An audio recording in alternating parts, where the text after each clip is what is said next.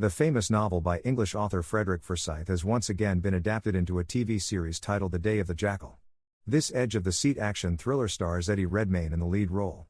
Sky Network has captured the core themes of the story beautifully, but the series has been tailored for today's modern viewers who enjoy fresh versions of iconic tales. So, let's quickly dive into what happens in this series. Before we start, don't forget to subscribe to the channel, like, and share the video, and be warned, there will be major spoilers ahead. The Day of the Jackal tells the story of a highly skilled assassin known only as the Jackal, who is hired to secretly eliminate prominent politicians, industrialists, and celebrities. At first, the Jackal may seem like a villain, but as the story unfolds, viewers get a chance to peek into his life. On one side, MI6 officer Bianca is struggling to balance the pressures of her personal and professional life, while on the other, the Jackal faces the challenge of avoiding leaving any evidence and ensuring his own safety. The main story begins in Munich, Germany, where the Jackal disguises himself as an elderly man named Ralph and starts his mission. He has been contracted to assassinate Manfred Faust, a political figure running for the position of Chancellor. The Jackal injures Faust's son, Elias, and the next day, when Faust visits his son in the hospital, the Jackal uses a sniper rifle to murder him. In London, MI6 agents, including Bianca Pullman, learn about the incident in Germany. Bianca decides she must catch this assassin. At the start of her investigation, she attempts to track down the weapon used in the assassination. Bianca identifies a suspect named Norman Stokes, an expert in crafting custom weapons. She travels to Belfast to dig deeper into the case. Alongside the pressure of handling such a dangerous case, she also tries to maintain her personal life, especially her relationship with her daughter. In another scene, when the Jackal demands payment from an old client, the client refuses, further enraging the Jackal. It is revealed that this client is none other than Faust's son. Due to a betrayal, the Jackal loses his life in a risky encounter. Soon after, the Jackal receives a new contract from a tech mogul named Uli Tak, or UDC. After this, he spends some time in Spain with his wife Nuria and their son Carlito, but the call of a new mission forces him to return to work. Due to the urgency of the new mission, the Jackal has to return to work quickly. Meanwhile, Bianca forces her informant Allison to reveal information about Norman Stokes. However, Allison's daughter is taken into police custody and, unfortunately, the girl dies. To cover this up, Bianca manipulates Allison into helping her locate Norman Stokes, who happens to be the brother of her husband. Bianca obtains some footage related to Faust's murder, and based on the mannerisms of the assassin in the video, she claims he is British. Bianca, along with her MI6 team, attempts to track down the Jackal, but their mission fails. In episode 3, both Bianca and the Jackal feel the mounting pressure to achieve their goals. Bianca traces a sniper rifle that can be concealed inside a suitcase. Meanwhile, Nuria discovers her husband's secret life when she opens his safe and finds cash, passports, and several masks. The Jackal asks Nuria to meet him in Paris. When she arrives, Nuria struggles to believe his words, but the Jackal admits to lying while assuring her that he truly loves her. In New York, Gina's team wonders if the Jackal will be able to assassinate UDC, especially after news of Elias Faust's death breaks. On the other side, Allison is found dead, increasing Bianca's stress. Bianca welcomes her former colleague Vincent Pine to the team and continues the mission. UDC attends a lunch event in Estonia, seemingly indifferent to threats on his life. Near the end of episode 4, the Jackal is about to assassinate UDC but narrowly escapes a life-threatening situation. At the same time, Bianca shoots Larry Norman, kidnapper of her daughter and brother of Allison, in the leg to control him. Though worried about her daughter's safety, Bianca remains focused on the mission. She knows the Jackal's next target is UDC and that she must find Norman quickly. Bianca traces Norman to Budapest but finds no useful information. Norman and the Jackal had spent considerable time crafting the sniper rifle, and their mutual respect is highlighted multiple times throughout the show. However, the Jackal discovers that Bianca and her team are on his trail and orders Norman to erase all traces. Norman is eventually captured, but the Jackal kills him using the same sniper rifle they had designed together for the UDC hit, then escapes. While fleeing from the police, the Jackal breaks into a farm where a farmer named Gabby catches and interrogates him. The Jackal offers money to Gabby and his family. In a desperate bid to escape, the Jackal stabs Gabby in the chest and takes a boy hostage to make his getaway. When the authorities arrive at the farmhouse, it is only after the death report is filed, by which time the Jackal has already gone far. The Jackal calls Nuria and tells her he isn't sure if he will be able to return to Spain. He apologizes to her and then reveals that he is currently in Budapest. Despite her suspicious gaze, Nuria decides to help him. Meanwhile, UDC remains in Croatia, planning to launch a software called River in 4 days. This software will expose the dark secrets of powerful and wealthy individuals to the public, which explains why so many want him dead. With Nuria's help, the Jackal disguises himself as an old man in a wheelchair and arrives at the airport. Interestingly, Bianca is at the same airport, and they end up sitting close to each other on the same flight. Back at MI6, Carver continues his rounds and shifts his focus to Damien. He mentions Alexander Dugan and discusses a potential mole, a beautiful woman with whom Damien had an affair during a holiday. Carver remains unsure if Damien shared information about the Belarus operation with her. Meanwhile, Isabel makes a major decision and plans to divert Bianca's return flight to London, sending her instead to Tallinn, Estonia.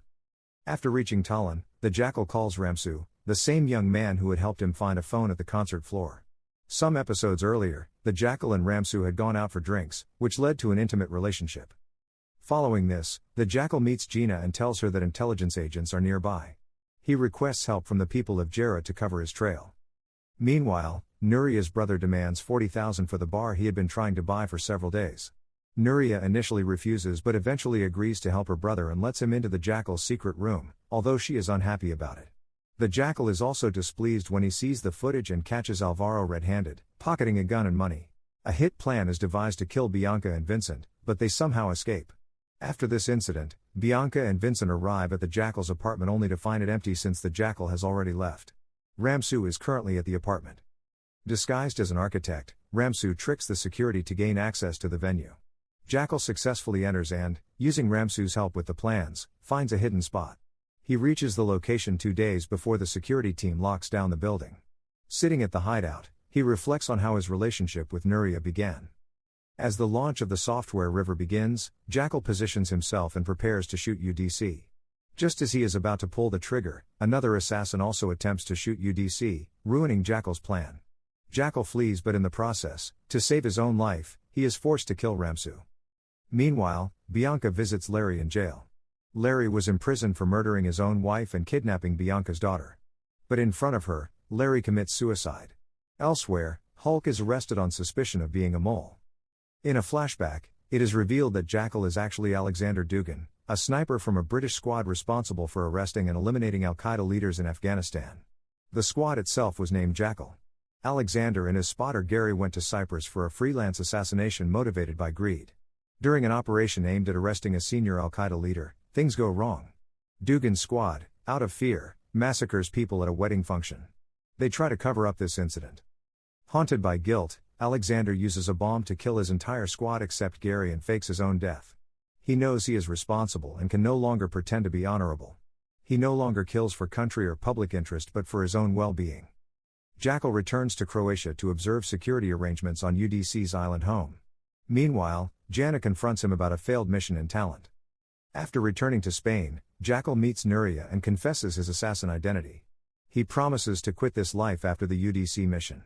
Vero arranges a business meeting between Jackal and a local gangster named Jimmy. Nuria panics because she knows Jimmy's brutal reputation. Jackal then takes a long-distance shot and kills Jimmy right inside a restaurant. As soon as Bianca realizes the hit on Carby was Jackal's doing, she shuts down the MI6 investigation, following orders from White Lock, who works with a secret wing.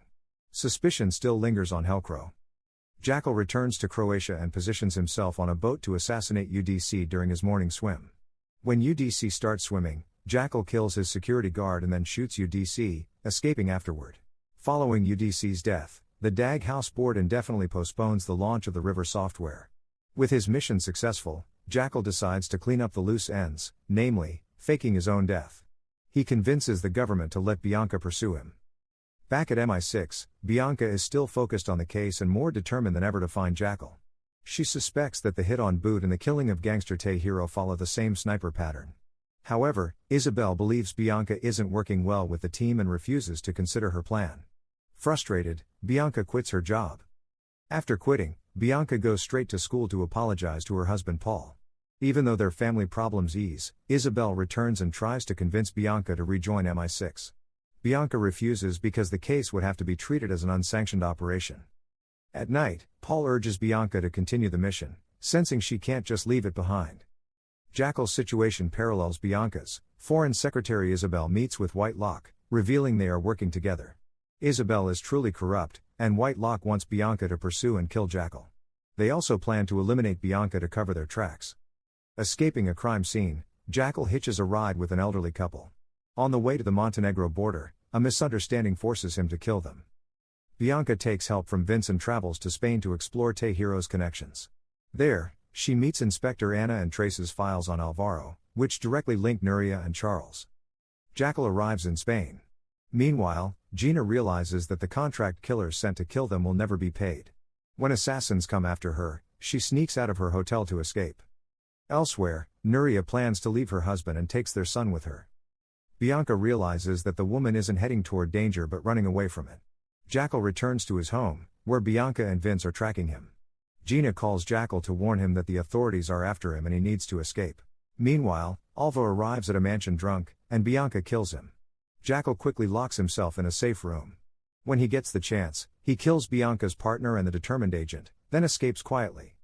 Though Jackal succeeds in his mission, he abandons his family, who are now determined to find him. On his way, Jackal gets caught in a shocking accident and misses his flight to the airport. In London, Isabel is promoted as chief, but Bianca has a message that proves Isabel is a corrupt agent. OC deletes that message, covering everything up. Days later, Jackal is shown to be alive despite the accident. He meets Gina, who tells him there is still an unpaid debt linked to powerful people in New York. But first, Jackal wants to find Nuria and his son, who might have fled to America. If Jackal's personal life had been stable, he might have already gone to New York to get his revenge. But right now, he has no clue where Nuria and his son are. At the end of Season 1, when Jackal meets Gina, she tells him about Tom, the man from New York who betrayed Jackal. Tom not only withheld promised payment but also endangered Jackal and his family's lives. According to the makers and the streaming platform's confirmation, Season 2 will see Jackal first trying to find his family. Based on the investigative skills glorified in the series so far, it seems Jackal won't find tracking them too difficult. Nuria didn't want Jackal's shadow to affect her son's childhood, she wanted a normal life far away from danger. But now she's part of this mess, and escaping it is almost impossible. After finding Nuria and Carlito, Jackal's next target will be Tim, who will ensure that Tim pays for his actions. An interesting possibility is that Tim may try to use his influence and resources to make a deal with Jackal. Maybe Jackal will agree to a settlement, or maybe his anger will never cool and will lead Tim to a painful end. It's still unclear whether Jackal's spotter is alive or not, a mystery that might be explored in Season 2. After UDC's death, the River software launch was postponed indefinitely, but the software still exists. It's possible that in the future, this software might cause issues again and Jackal might use it to blackmail the power brokers. With international agencies now on Jackal's tail, keeping his operations secret will be even harder, especially with traps set all around him. Based on Jackal's intellect and instincts, it will be interesting to see how he outsmarts his enemies and achieves his goals. So for now, let's wait for Season 2.